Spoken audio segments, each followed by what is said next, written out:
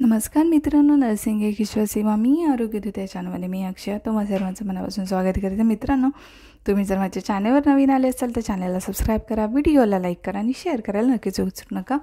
तर आजच्या व्हिडिओमध्ये आपण बघणार MSN मध्ये विचारला जाणारा प्रश्न एम्पायमा म्हणजे काय। तर सर्वात प्रथम आपण त्याची व्याख्या बघूया। फुफ्फुसाभोवतीच्या जागेत फ्लोरल स्पेस मध्ये या संसर्गामुळे इन्फेक्शन तयार होणारा घट्ट पिवळसर रंगाचा द्रव किंवा पस म्हणजे एम्पायमा होय। ठीक आहे, एम्पायमा म्हणजे काय तर फुफ्फुसाभोवतीच्या जागेत संसर्गामुळे तयार होणारा घट्ट आणि पिवळसर रंगाचा द्रव किंवा पस म्हणजे एम्पायमा हो। याची कारणे काय आहेत एम्पायमाची, तर यासाठी निमोकोकाय, स्टॅफिलोकोकाय यासारखे पस फॉर्मिंग ऑर्गॅनिझम जे असतात, ठीक आहे, ऑर्गॅनिझम जे असतात ते कारणीभूत असतात।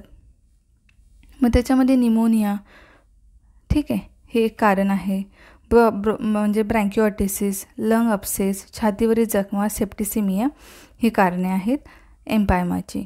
तर चिन्ह लक्षणे कोणती आहेत, तर निमोनियाची सर्व चिन्ह लक्षणे ही एम्पायमामध्ये दिसतात। त्याच्यामध्ये ताप येतो, एम्पायमाच्या रुग्णांना तीव्र किंवा सतत ताप येऊ शकतो एम्पायमा जर असेल तर। कोरडा खोका म्हणजे खोका असतो तो कोरडा म्हणजे घसाऱ्याचा खोका येऊ शकतो। तिसरा आहे श्वास घेण्यास त्रास होतो, श्वास घेताना घेण्यास त्रास होणे, श्वास लवकर लागणे किंवा श्वास घेताना आवाज येणे यासारखी चिन्ह लक्षणे दिसू शकतात। छातीत दुखणे, यामध्ये छातीत दुखणे किंवा दाबल्यासारखे वाटणे ही महत्त्वाचे लक्षण आहे। त्याच्यानंतर रात्रीचं घाम येणे हे देखील एम्पायमाचे एक लक्षण असू शकते। वजन कमी होणे, काही वेळ एम्पायमामुळे नकळत वजन कमी होऊ शकते।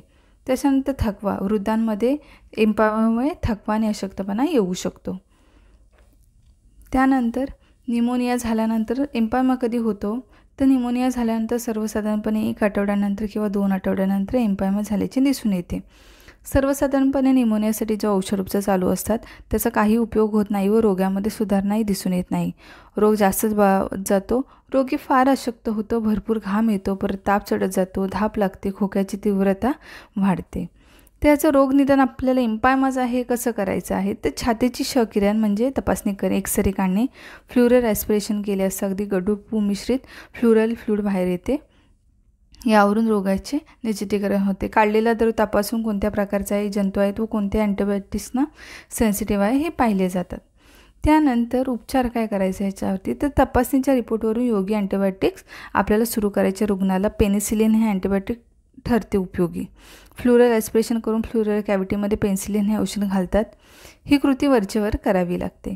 एवढ्याने जर बरे वाटले नाही तर शस्त्रक्रिया करून रबनी नळी उरोगृहात घालतात व अंडर वॉटर सील ड्रेनेज करून ठेवतात। रोग्यास बिछाण्यामध्ये आराम वाटेल अशा तऱ्हेने बसवून ठेवावे। सर्व दैनंदिन परिचर्या आपल्याला करायची आहे रुग्णाची, ठीक आहे। माउथ क्लिनिंग, ठीक आहे, पोझिशन चेंज करणे, त्याच्यानंतर स्पंजिंग, ह्या गोष्टी आपल्याला बेडमध्येच करायच्या आहेत। बेडवर ॲस्पिरेशन करणार असेल तर त्याची तयारी करावी व किती द्रव काढला तपासणीसाठी म्हणजे चेक करण्यासाठी पाठवलं का हे पण चेक करायचं आहे। इंट्राफ्लुरल इंजेक्शन दिले असेल त्याची सविस्तर नोंद केस पेपरवर ठेवायची। पेपर असतात पेशंटचे त्याच्यावरती नोंद असायला पाहिजे। अंडर वॉटर सील ड्रेनेज असल्यास किती द्रव बाहेर येतो, कोणत्या रंगाचा ह्याची निरीक्षण करून नोंद ठेवावी। त्याच्यानंतर रोग्यास श्वसनाचे व्यायाम शिकवावे, ते करण्यास प्रवृत्त करावे। ब्रिदिंग एक्सरसाइज आपण म्हणतो ते शिकवायचे आहेत आणि ते करण्यास प्रवृत्त करायचं आहे। अशा प्रकारे उपचार आहे त्याच्यावरती। हे रोग निदान आहेत, ही चिन्ह लक्षणं आहेत आणि एम्पायमाची डेफिनेशन आहे। तर अशा प्रकारे आजचा व्हिडिओ होता। लवकरच भेटू आपण पुढच्या व्हिडिओमध्ये। तोपर्यंत काळजी घ्या, मस्त राहा, स्वस्थ राहा, धन्यवाद।